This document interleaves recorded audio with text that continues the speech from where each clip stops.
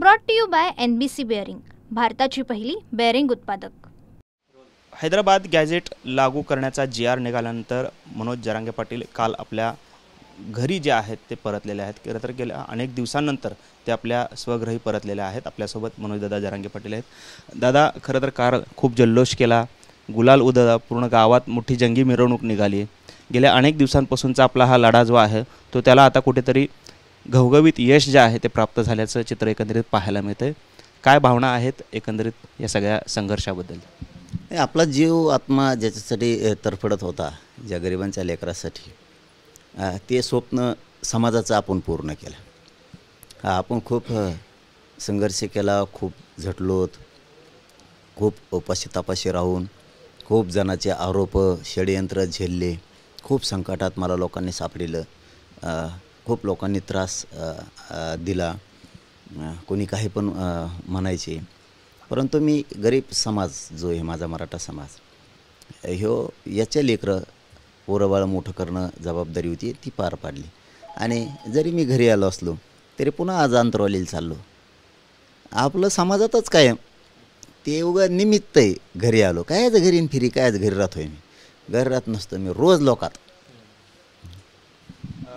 खरं तर GR निघालेला आहे, तुम्ही ज्या गोष्टी मागण्या केलेल्या होत्या त्या आता पूर्ण झालेल्या आहेत। मात्र दुसरीकडे आता आज OBC साठीची उपसमिती जी नेमण्यात आलेली आहे त्यांची बैठक आहे। आणि आपण पाहिलं की काल छगन भुजबळ असं म्हणाले की त्या GR मध्ये काही 2-3 शब्द आहेत ते आम्हाला अडचणीचे ठरणार आहेत भविष्य कालामध्ये, त्यामुळे आम्ही कोर्टात जाणार आहोत असं छगन भुजबळ म्हणालेले आहेत। आणि त्याच पार्श्वभूमीवर आजची ही बैठकसुद्धा आहे। कसं पाहता या बैठकीकडे? नाही, आता काय माहिती आहे का, त्यांना ज्यावेळेस दिलं गेलं त्यावेळेस आम्ही त्यांच्या विरोधात गेलो नाही। ठीक आहे, आम्ही ज्यावेळेस आंदोलन उभा केलं त्यावेळेस त्यांनीही आंदोलनं केली आमच्या विरोधात, काय वाटलं नाही। पण हैदराबादच्या गॅजेटचा आधार घेऊन GR काढलेला, त्यामुळे तो चॅलेंज होऊ शकत नाही। ते कितीही बी तरफडू द्या, ते होऊ शकत नाही। पण आम्ही जर इतकं लढून मिळवलेलं असेल तर आम्हीसुद्धा 94च्या GRचे सगळे कागदपत्र काढायला लागलो। आता जशाला तसं वागावं लागणार आहे इथून पुढं आम्हाला। ठीक होतं, तुम्ही विरोधाला विरोध करत होते, ते लोकशाहीला धरून ठीक चालू होतं म्हणलो तर आम्ही मागतो ते विरोध करतात, आम्ही मागतो ते विरोध करतात, चालू होतं लोकशाहीप्रमाणे। पण ज्यावेळेस आम्ही आता आमचं रक्त जाळून रक्त सांडून आम्ही गोरगरिबांनी GR मिळवला आहे मराठवाड्याचा आणि पश्चिम महाराष्ट्राचा, तर तुम्ही त्याला चॅलेंज करणार म्हणजे आमच्या मुळावर उठणार। मग आता आम्ही तुम्हाला नाही सोडणार। मग आता जशाला तसं आम्ही तुमचा 1994चा GR त्याच्या विरोधात आम्हीही कोर्टात जाणार आहेत। आम्ही ते रद्द करायला लावणार आहेत, कारण ते 16% आरक्षण आमचं आहे, ते आम्ही मिळवणार आहेत। आणि वरचं 2%सुद्धा उडवणार आहेत, 50%च्या वरचंसुद्धा। तुम्ही जसं खेळताल तसं खेळणार आम्ही। इथून मागं नुसतं म्हणत होतं आम्ही चॅलेंज करू, वाटायचं नको जाऊ द्या, गरिबाच्या लेकराचं कशालाही करायचं। पण आता OBCच्या गरिबांचं वाटोळं करायचं ठरवलं आहे कुणी? भुजबळने, त्याने ठरवलं ना। आमचा चॅलेंज करतो म्हणजे आमचं वाटोळं करायला लागला। तर मग मी गरिबाला आणखीनही सांगतो OBCच्या की OBC बांधवांना त्याला समजून सांगा, त्याच्यामुळं तुमचं वाटोळं होऊ शकतं। तो जर आमचं वाटोळं करायला लागला तर 94चा GR रद्द होतो आणि तो आम्ही करणार आहेत। पुन्हा मग आता म्हणू नका, आमचं तुम्हाला सांगणं आहे की तुम्ही त्याला सांगा, तो नुसतं राजकारणासाठी वाटोळं करणारा माणूस आहे। OBCचं त्याने वाटोळं केलं, त्याने आमचा GR चॅलेंज केला, आम्ही 94चा त्यांचा 1994चा केलाच म्हणून समजा, आणि तो बाद होतोय हे आम्हाला पक्का माहिती आहे। आणि आम्हीसुद्धा आता कागदपत्र काढायच्या तयारीला लागलेलो आहे। काल बावनकुळेसुद्धा असं म्हणाले, छगन भुजबळांची जी प्रतिक्रिया आली त्यानंतर ते म्हणाले की जर का काही GR मध्ये काही सुधारणा करणं अपेक्षित आहे, जसं की भुजबळ म्हणतात, तर तसं आम्ही करू असं त्यांचं म्हणणं आहे। आणि आज उपसमितीची बैठक आहे, समजा या उपसमितीच्या बैठकीमध्ये OBC आरक्षणाच्या काही बदल सुचवले गेले आणि ते मान्य केले गेले तर काय पुढची भूमिका असणार आहे? नाही, अजिबात आमच्याला इथं जिथं धक्का बसला आम्हाला कुठं ते शब्दप्रयोग अजिबात करायचा नाही। त्याचं ऐकून जर तुम्ही फेरफार काही केली तर राज्यात आम्हीसुद्धा आता दसरा मेळाव्याच्या नंतर डिसिजन घेणार आहे। तोपर्यंत आम्हीही बघू, तुम्ही मराठ्यांच्या बाजून आहेत, सरकार खद्दाटोमुटी मराठ्यांचं वाटोळं करतं आहे, लढाई तर जिंकली, याच्यापेक्षा मोठं काहीच नाही ना। आता GR काढणं म्हणजे याच्यापेक्षा काय, ते काढलं आहे। पण तुम्हाला जर मराठीचे पोरं मोठे होऊ द्यायचे नसले, राज्य बंद बेमुदत राहणार। एकही पांढरा रस्तासुद्धा सुरू नाही राहणार. बघा तुम्हाला खेटायचंच ना, त्याला मग नाविलाज आहे आमचा. आता आम्ही शांततेत घेतलं, लोकशाही मार्गानं घेतलं, आम्ही सगळ्या बाजूने घेतलं. पण तुम्ही तरी पण छेडणार असाल आणि मराठ्याचं वाटोळं करणार असाल तर सुट्टी नाही, कोणाला सुट्टी नाही. अजिबात त्याचं ऐकून आमच्या जे आरमध्ये फेरफार करायचा नाही.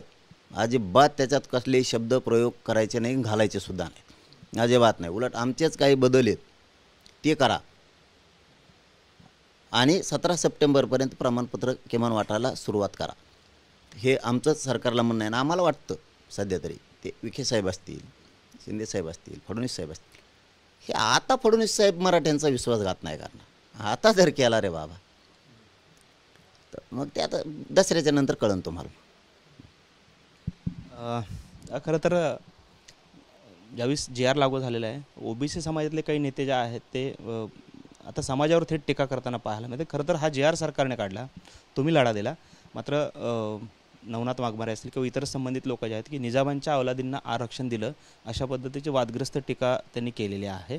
खरं तर एकेकाळी आपल्यासोबत त्यांनी काही म्हणजे आपल्यासोबत होते काही का हे सगळे लोक, आणि आता असं काय झालं की मग अशा पद्धतीने थेट जातीवर कोण आहेत काय आहेत मला नाही माहीत. निजामाना मुकंत मुक म्हणणारे कोण आहेत काय आम्हाला काय माहीत नाही कोण आहे काय. पण आम्ही ध्यान बी देत नाही. वड्यावर गेलेल्या पैदा झालेल्या लोकांना ध्यान नाही देत आम्ही. ते बेवार सावलाद असते, त्यामुळे त्यांना काय ध्यान नाही देत आम्ही. असे आमचे पोरं रोज खिशात घेऊन हिंडत आहेत, लटकी देत असे यांना. खरं तर असं आहे की तुम्ही गेल्या अनेक दिवसांपासून संघर्ष करता आरक्षणासाठी. मात्र आता इतर समाजातले लोक तर टीका करतायत, आरोप करतायत, आपल्यावरती सातत्याने अडचणीत आणण्याचा प्रयत्न करतात. मात्र आता समाजातनं सुद्धा म्हणजे मराठा समाजातली पण काही लोक असं म्हणत आहेत की बाबा हे आरक्षण काही कामाचं नाही आहे. कारण जर का ह्या JR निघत असेल किंवा हे दाखले निघत असतील तर त्याला 17 मिनिट लागतील, मग 17 सप्टेंबरची कशाला वाट बघायची, असं मराठा समाजातले नेते असतील, विनोद पाटील असतील, ते असं बोलत आहेत. कसं पाहता येईल? अति हुशार लोकांबद्दल आम्ही नाही बोलत. मी फक्त गरिबाची लढाई लढतो आणि काही लोक श्रीमंताची लढतात. हे आमच्यातला फरक आहे. मी तळमळतो गरिबासाठी आणि ते मी मिळवून दिलं आहे. कोण काय म्हणतं आहे आम्हाला वेळ पण नाही त्यांच्याकडे बघायला. कोण किती श्रीमंत आहे, कोण कोणाचा पाहुणा आहे, कोण काय आहे, आम्ही थुकतो त्यांच्या श्रीमंतीवर. आम्हाला आमचा गरीब चटणी भाकर खाणारा, बांधावर बसून चिखलात बसून चटणी भाकर खाणारा 7 करोड गरीब मराठा, तो बाप आमच्यासाठी महत्त्वाचा आहे. हे असले कोण येतं, कितीक जण येतं, 7-8-10 जण का 12 जण, आम्हाला काय देणं घेणं नाही समाजाचं. आणि समाजाला काही देणं घेणं नाही यांचं, काय देणं घेणं नाही. कारण काय कुणी काय नाही मिळू दिलं आत्तापर्यंत समाजाला. काय आता नाही खपत. गरिबाचं पोरगं आता कायदेच बनायला लागलं, JRच काढायला लागलं म्हणल्यावर अवघड आहे ना. यांच्या उभ्या आयुष्यात यांना काहीच नाही करता आलं, त्यामुळे ती पोटदुखी आहे ना. आपण एवढे हुशार, आपण इतके श्रीमंत, आपल्या गाड्या 2-2 कोटीच्या, काही जण माजी मंत्र्याचे मावस भाऊ आहेत, त्याच्या मावस भावाकडे कारखाने आहेत, शाळा आहेत, 10-15 वर्ष मंत्री होता, आता माजी मंत्री झाला. त्यांचे बोलणारे आहेत ते मावस भाऊ. काहींचे माजी गृहमंत्री सांगलीचे, तासगावचे, त्यांचे नाते, काही फडणवीस साहेबांच्या रेल्वेच्या खात्यावर बसलेले, काय असे येतं. म्हणजे ते त्यांचे जरी एकूण पार्श्वभूमी तपासली तर त्यांना गरिबांचं काय देणं घेणं नाही आणि आम्हाला गरिबाचं देणं घेणं. आम्हाला काय गरज नाही त्यांची कोणाची, कोण काय म्हणतं आहे. फक्त पोटदुखी काय माहिती आहे का, आपण एवढे हुशार आहेत, आपण इतके कागद घेऊन पळवतो, सुप्रीम कोर्टात जाय, हायकोर्टात जाय, सरकार संघ बैठका कर, मोर्चा कुणीही काढा तरी चर्चेला तेच, कुणीही काढू द्या राज्यात चर्चेला तेच. परत कुणी रास्ता रोको करू द्या चर्चेला तेच. सरकार संघ सह्याद्रीला मंत्रालयात तेच. पुढं लोकांनी गावोगावी बैठका घेऊन लोक जमवायचे, गोळा करायचे, वेळेवर टायमाला भाषणं ठोकायला हेच. आणि मग आपण एवढं हुशार असून काहीच नाही झालं. आणि मग ती पोटदुखी, आपल्याच्याने काहीच नाही झालं. आणि गरिबाचं पोरगं गरिबासाठी लढतं, त्यांनी केलं, ही पोटदुखी, दुसरं काय नाही. आणि काय चुकून तर आम्ही आमचं बघू ना, तुला काय तर करायचं. आम्ही आमचं बघू, लढू, पुन्हा पुन्हा लढू. हा का मर्दाच्या अवलाद आहेत आमच्या, मेलेले रक्त पेलेले लोक थोडे आहेत आम्ही. तुम्ही असं म्हणताय की 94चा GR जो आहे तो मी चॅलेंज करेन, मात्र सदावर्ती दाम्पत्य म्हणताय की हा GR जो आहे तो सुप्रीम कोर्टाने स्वीकारलेला आहे किंवा तो जो कायदा आहे तो सुप्रीम कोर्टाने स्वीकारलेला आहे, त्याला चॅलेंज होऊ शकत नाही. तुमचं अज्ञान आहे, तुम्ही अज्ञानात आहात असं टीका त्यांनी केलेली आहे. त्याला तर बघत नाही मी, तू कसला आहे केवढ्याच आहे. ज्याच्या परिस्थिती ज्याचे त्यालाच माहीत असती. त्याबद्दल आम्हाला चांगलं माहिती आहे आम्ही काय आहेत, आणि सरकारला पण माहिती आहे आम्ही काय आहेत. आणि आत्ताही बऱ्याच जणांचे आता डोळे उघाडेत ओबीसीच्या नेत्याचे. हस्ती सोपी नाही म्हणून. हां, आम्ही हस्त्या सोप्या नाहीत गरीब मराठ्याच्या, त्यांचीसुद्धा झाक गेली आता. त्यामुळं आम्ही बोललो ते करू शकतो हे त्यांना माहिती. म्हणून आणखीन वेळ हातातली गेलेली नाही. मराठ्यांच्या नोंदी सापडल्यात, विरोध करू नका. मराठ्यांचं गॅजेटियर मिळालं आहे, विरोध करू नका. सातारा संस्थाने बॉम्बे गव्हर्नमेंटचं गॅजेटियर आहे. बॉम्बे गव्हर्नमेंटच्या गॅजेटियर अंतर्गत तर सगळे गॅजेटियर येतात, पुण्यापासून कोल्हापूरपर्यंत तर सोलापूरपासून ते सांगलीपर्यंतचे सगळे, नाशिकपासून अहिल्यानगरपर्यंतचे, औंध संस्थानापासून सगळे बॉम्बे गॅजेटियरच्या अंतर्गत सगळे येते. त्यामुळे ते सगळे लागू होणार आहेत. याला विरोध करू नका. आणखीन तुमच्या हातातून संधी गेलेली नाही, आणि तुम्ही केलं तरी आम्ही मिळवणार आहेत, आणि तुम्हाला ते सिद्ध करून दिलं आम्ही. सिद्ध करून दिलं. पुढेही तुम्ही जर आमच्या GRला काही डाव टाकला आणि काही प्रयत्न केला तर छाती ठोकून सांगतो तो चॅलेंजच होत नाही आमचा GR. कारण तो हैदराबादच्या गॅजेटेडच्या महसुली दस्तऐवज, सरकारी दस्तऐवजाच्या आधारावर काढलेला आहे. त्यामुळे तो चॅलेंज नाही होऊ शकत. पण तुमचा 94ला तुम्ही काढलेला GR, आमच्या मराठ्यांचं 16% घेतलेलं आरक्षण तुमचं गेलं म्हणून समजा, हे मात्र ध्यानात ठेवा. आणि मी करतो, बोललो ते मग करतो. मला त्या वाटावर नेऊ नका.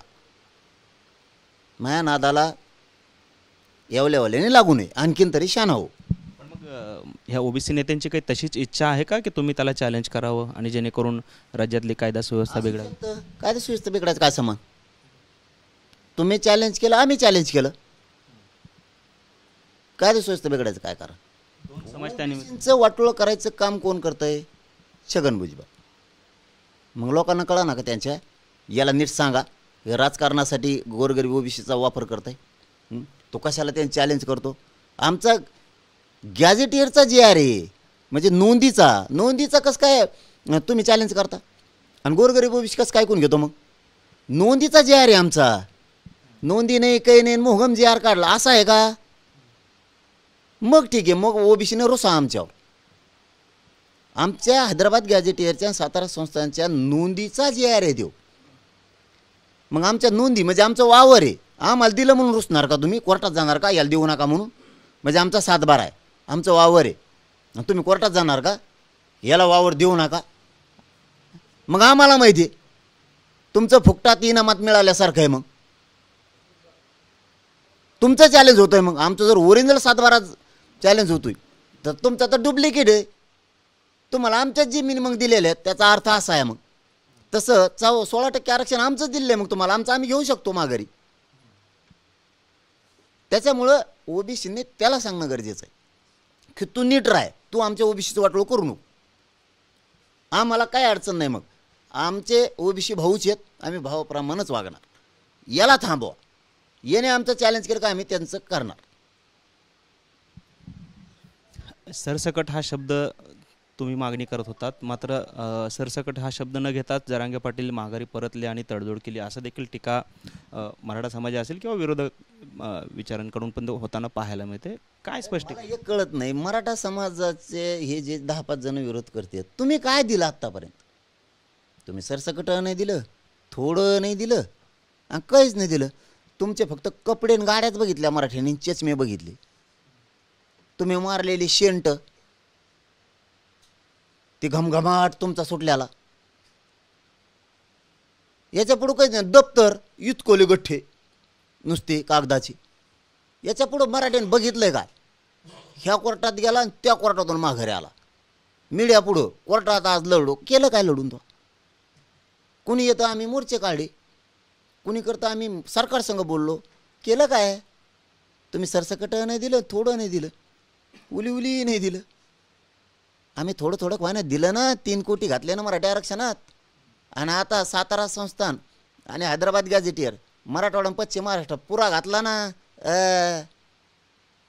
हे मराठीला कळतं ना कोण कामाचं आहे कोण कामाचा नाही. आणि आमचा त्यांच्याबद्दल द्वेष नव्हताच ना. तुम्ही केलं आहे इथून मागं समाजासाठी, आम्ही तुम्हाला मोठेपणच देत होतो. केलं आहे बाबा एक दिवस त्यांनी. पण तुम्ही आता आमच्यावरच उलटणार असली तर मग आम्ही बी सोडणार नाहीत ना. तुम्ही आमच्या कोण नव्हते आणि कोणाकोण नव्हते, तुम्ही आपल्या तुमच्या घरी शांत होते. आम्ही मानत होतो बाबा ह्यो माणूस जरी आपल्यात नसला किंवा समोरून बी नसला त्यापला तो घरी शांत आहे, तो मराठ्याला विरोध करत नाही कोणालाच नाही, तो बिचारा आपला घरी शांत आहे. आम्ही मानतच होतो ना. आता एवढी फडफड का सुटली ह्या 7-8 दिवसातच? मग प्रतिक्रिया आता मिळणारच. आपण पाहतोय जरांगे पाटील आणि ते म्हणतात की जर का आमच्या GRला काही कोर्टात चॅलेंज केलं गेलं तर मात्र 1994चा जो GR आहे त्याला आम्ही कोर्टात चॅलेंज करण्याशिवाय राहणार नाही आणि त्याला सर्वस्वी जबाबदार जे आहेत ते मंत्री छगन भुजबळ असतील, अशी भूमिका जी आहे ते मनोज जरांगे पाटील यांनी घेतली आपल्याला पाहायला मिळते. कॅमेरामन हर्षल निकमसह Sagar Suravase, TV9 Marathi, Antarwali Sarati, Jalna. Brought to you by NBC bearing, भारताची पहिली बेअरिंग उत्पादक.